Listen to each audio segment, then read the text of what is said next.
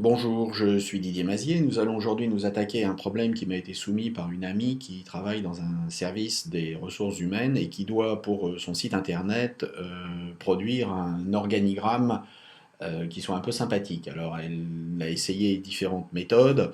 Le HTML5 avec des animations, bah, c'est très compliqué à réaliser. Le Flash, n'en parlons pas. Et il n'y a pas, à ma connaissance, notamment sur SharePoint, de logiciels qui permettent de réaliser automatiquement ce genre de choses. Alors, nous avons choisi de travailler ici avec Lightroom.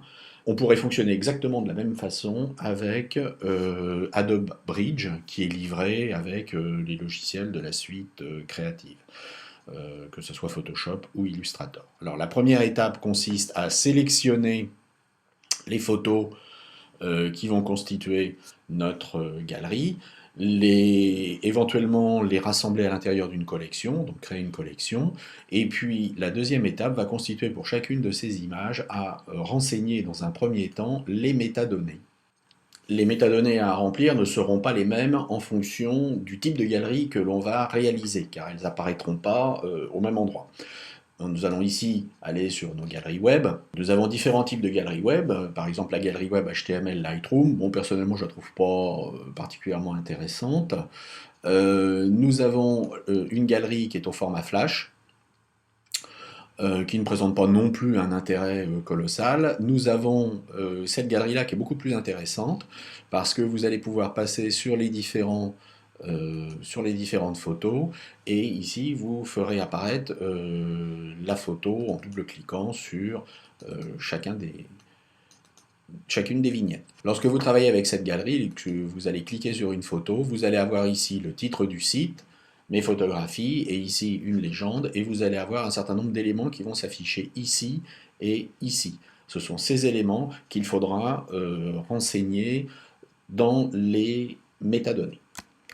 Alors on peut commencer par renseigner sur la galerie le nom de la galerie, par exemple ici le nom de la société. Alors si votre société vend des boulons zingués, bah, ça sera la galerie Le Boulon Zingué. Et puis vous allez avoir le titre de la collection, qui peut être l'équipe DRH. Et puis ensuite vous allez avoir la description de la collection, euh, 17 personnes à votre service. Et vous voyez qu'au fur et à mesure, votre galerie se réalise. Alors une fois que ça c'est fait, vous remarquez que votre galerie web n'est pas enregistrée. Donc vous allez pouvoir enregistrer votre galerie web et vous allez lui donner votre nom, DRH Boulon Zinguet. Et puis vous pouvez soit la mettre en regard de la collection que vous aviez préalablement créée, soit la mettre à l'intérieur, soit trouver d'autres systèmes de rangement. Donc là vous voyez qu'ici vous avez le DRH Boulon-Zinguet qui se trouve répertorié, donc vous ne perdrez pas vos données lorsque vous irez travailler photo par photo. Nous allons donc pouvoir maintenant ajouter les différentes informations. Alors nous reviendrons en mode bibliothèque, et en mode bibliothèque, image par image. Donc ici, attention, j'ai pris des images au hasard parmi un trombinoscope que j'avais réalisé d'étudiants il y a quelques années. Je ne me rappelle plus leur nom, donc on va mettre des noms fictifs. En titre, je vous conseille de mettre le nom. Par exemple, Marie, les couleurs. Voilà, ici vous allez mettre en légende, éventuellement sa fonction, directrice générale. Vous pouvez, avec la touche Alt, retour, faire des retours à la ligne, mais selon le type de mise en forme, il est possible que tout ça, ça soit à la queue leu-leu. Hein, donc ici, admettons qu'on mette son téléphone, 01, 02, 03, 04, 05. Et puis admettons qu'on fasse Alt et qu'on rajoute son email. Aime les couleurs.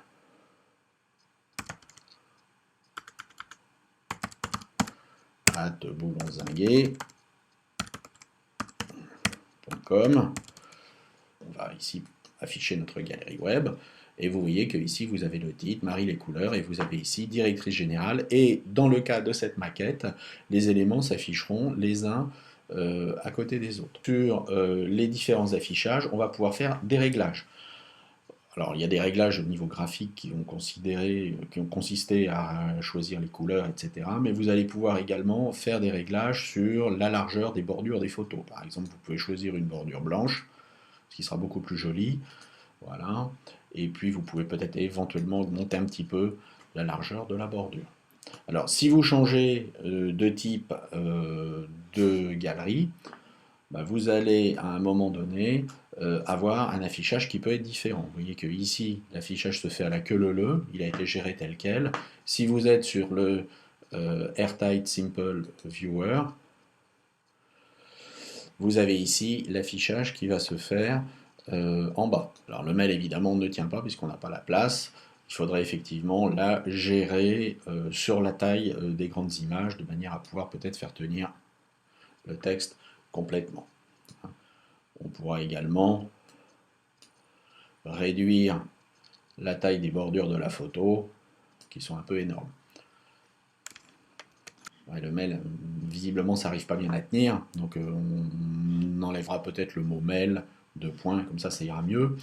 Vous remarquez qu'ici, vous avez la légende, mais vous pourriez demander d'avoir autre chose que la légende. Et vous pouvez même gérer ce que vous allez mettre, c'est-à-dire dire avant la légende, je vais insérer, on va se mettre avant, voilà, je vais insérer ici le titre. Alors, on va passer la légende après, voilà, on va insérer le titre.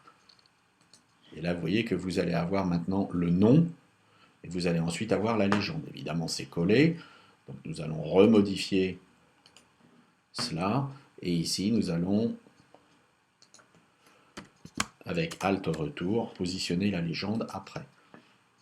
Voilà, donc ici, vous avez Marie les couleurs, directrice générale, son numéro de téléphone et le mail. Alors effectivement, si on s'aperçoit qu'ici, on coince avec des emails qui vont être endémiquement beaucoup trop longs, eh bien ce que nous allons faire, c'est que nous allons revenir en mode bibliothèque, et en mode bibliothèque, nous allons supprimer mail, puisqu'on sait bien qu'il s'agit d'un mail. Donc là, je vais revenir sur ma bibliothèque web. Donc ma bibliothèque est prête, il ne me reste maintenant qu'à l'exporter. Nous allons pouvoir maintenant exporter cette galerie web.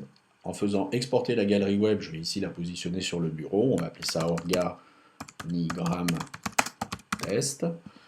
Nous allons très rapidement, Lightroom va très rapidement vous créer un dossier.